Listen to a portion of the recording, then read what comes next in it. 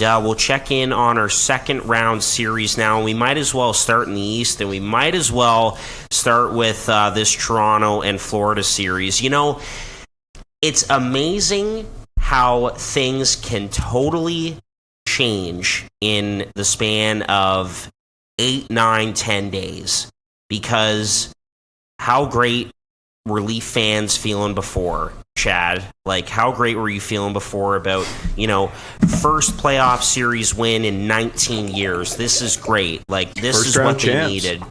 Yeah. monkey off the back. Let's go. Fast forward to now. They're down 3-0 in this series against the Florida Panthers, on the brink of elimination. The core four, Matthews, Marner, Nylander, Tavares, has combined for zero goals. Did you see? And here we are. So, what now? Do they have any chance in hell in coming back in this series? And they have to win one game tomorrow night. Case, what were you going to say? Did you see the Toronto Sun, back page of the Toronto Sun, saying the invisible men and talking about how the Leafs four core do their regular vanishing act? Yeah, I mean, this is the first time ever that all four players have gone 3 straight games with no goals. What a great time to do that. What a great time to do that. Oh, fantastic time. Guys, like you guys know, when they were down 2-0, I was content. Not content, but I was confident still that this team had something in them, because they outplayed Florida in both games. The expected goals through 2 games were something like 10-4 in favor of Toronto, and Bobrovsky, you got to tip your cap. He played well, really well in both of those games. And, you know, the core four guys, they got their looks. The Leafs power play looked deadly. They scored a couple goals each game. It wasn't like they were getting shut out or anything. So, you know, all signs were pointing to, okay, Bob isn't going to be able to keep this going, and the core four will not be denied going forward. Well, my confidence changed after game 3, because that entire game, right up until they scored the final goal to win it in overtime, I was thinking to myself, and I was kind of just waiting. Okay, I was like, okay, like, when is something going to happen from one of these guys? When are they going to be able to take over the game, like John Tavares did in Game 6 of the first round series in overtime to score that goal, like Austin Matthews did when they were down 4-1 and came back to win against Tampa Bay in Tampa Bay and completed that comeback. And we were all kind of just waiting for that.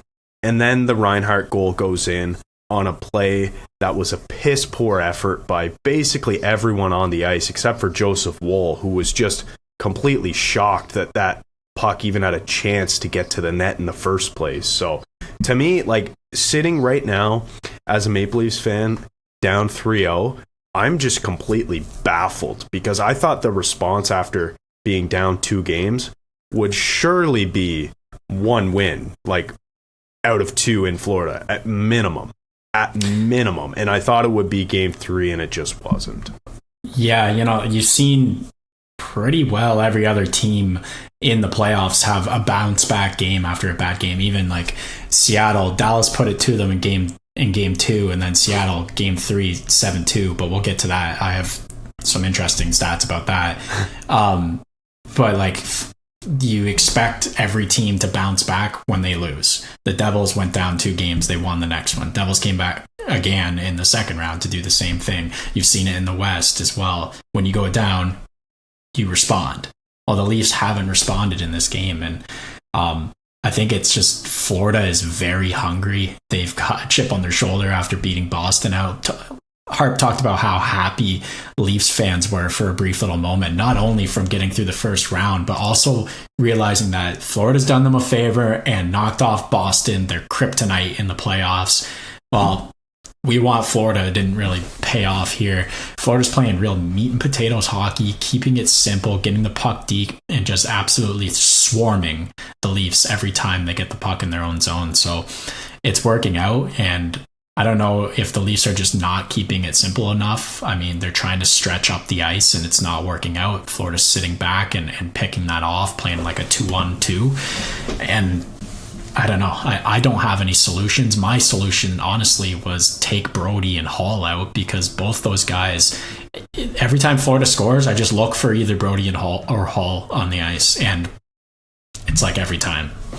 So they've got to shake something up, and I don't really know what they have left in the cards. Yeah, well, like that's kind of the thing, right? Like, you know, you mentioned the fact that maybe they're not simplifying the game, and we can look at game 2 as, and actually like the first 2 minutes of the second period of game 2 as sort of a microcosm of that. Skilled, talented, highly paid players in Matthews and Marner not making simple plays to get the puck out of the zone.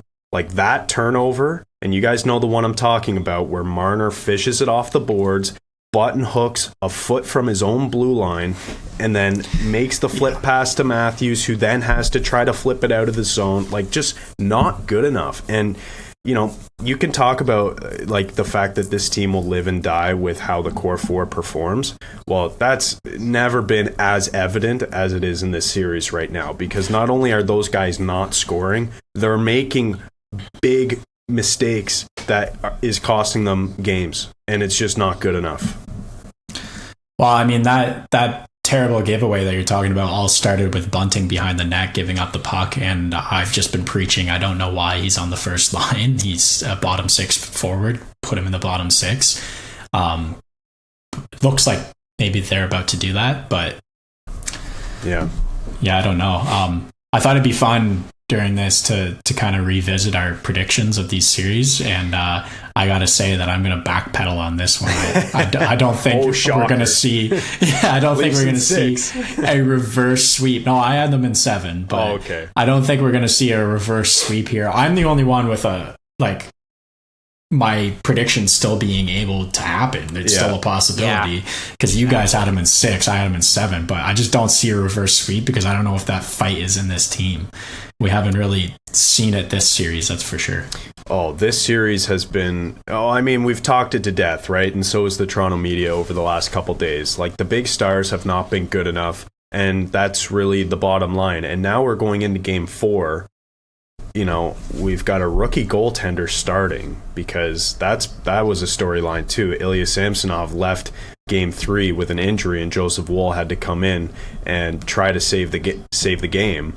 You know, I texted a couple buddies. I was like, well, I hope Joe Woll came to play, or else the season is literally over. Like, we're relying on a guy who is, 23, 24 to literally save the season. It's ridiculous. Like, they're in a position right now where I just can't believe that they're in it, because going into this series, and I still stand by this, they're the better team on paper and on the ice. They just haven't performed to it. And Joseph Woll comes in, and it's like I think his first shot or his second shot, it was one of the two, was a breakaway. Yeah. And like, come on. Yeah. You just had a brand new goalie come in, you're giving up a breakaway. Maybe sit back a little bit. Like, that's tough. I felt bad for him, and I'm like, I was rooting for him. He had decent stats in his 8 starts in the regular season, but like, yeah, you don't expect him to come in and own it. But I mean, look at Laurent Brossoit. So yeah, and the thing is too, now in Game 4, instead of going to Matt Murray, who is a guy that you pay $4.7 million per year, who is healthy and has been practicing with the team for about a month now as a healthy player, is not getting the start. 2-time Cup champion Matt Murray. Flashback to you talking about that tandem and how Matt Murray is the savior and everything. Like, clip that here. When he's played, he's been good. The problem is he hasn't played because he's been hurt. I don't agree with the decision to start Joe Woll tomorrow. I think, if anything, this is your Hail Mary. You play Matt Murray. If he gives up a 6 spot, who cares? You're done anyway. You're dead in the water. It's 3-0. But I don't know, man. He's here next year too. So like, what are you gonna do with him? Like, if you don't even trust him to play over Joe Woll, like, what's the plan next year when you're still paying him 4.7? Like, it sucks it didn't work out for him here. I truly thought it would, because of the Leafs medical staff. But for whatever reason, man, this guy just cannot stay in the lineup for the life of him. So no. Yeah, Well, it is too bad. I'm rooting for them. I really hope that they can turn this around. I think it would make for a great narrative for them to come back and win 4 games in a row, but I'm not very hopeful. I will say I don't think they're going to get swept, but man, I really hope they don't, because I'm not even a Leafs fan and I'm sick of the media dumping on their own team constantly. Like, I feel for you guys. So so happy to win a series, but then if they get swept in the second round, we will not hear the end of it, and it's going to be nauseating. No. Well, because then the joke will exist that, it's still been 19 plus years since you've won a game in the second round.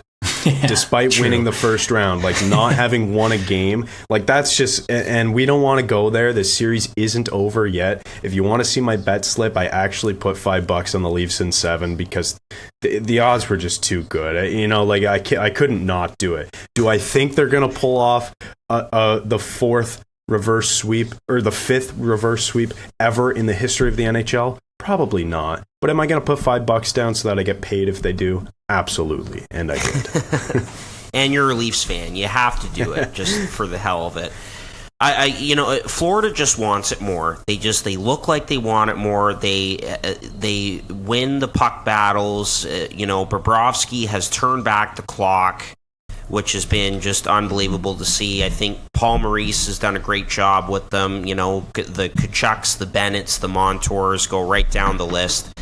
They want it more, man. And but I agree with Case. I don't think it's going to be a sweep. I think that, just because you get to this point, you're up 3-0. I think that 4th one is always so tough to win, regardless of where the series is at. So, I could see this going 5 or 6. And, man, I hope that the Leafs pull off the improbable and win 4 straight and come back. It would be an unbelievable thing to witness. But I just don't see it, man. I'm sorry. This Florida team looks really strong. They're proving all of us wrong right now. So, yes, I'm going to, do the surprise thing here and backpedal on my original prediction of Leafs in 6, which obviously won't work now. Last time I checked.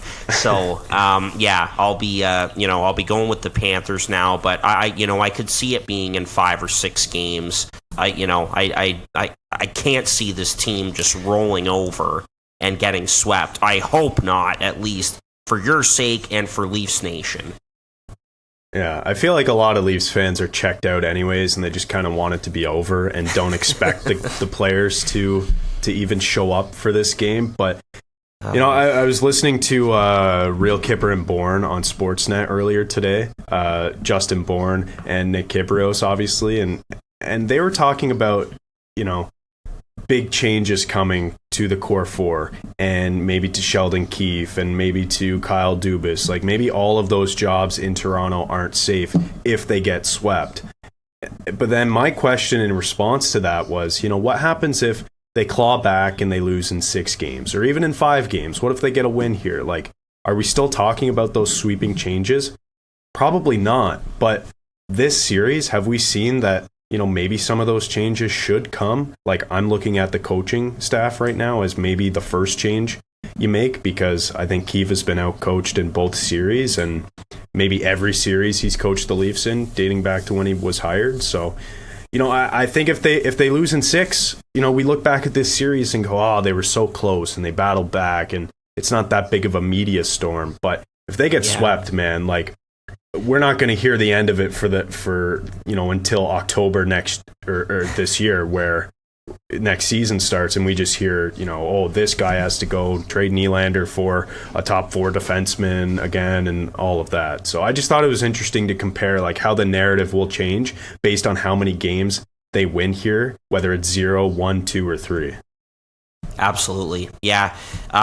We can't get to Wednesday night fast enough. It's going to be fascinating, that's for sure.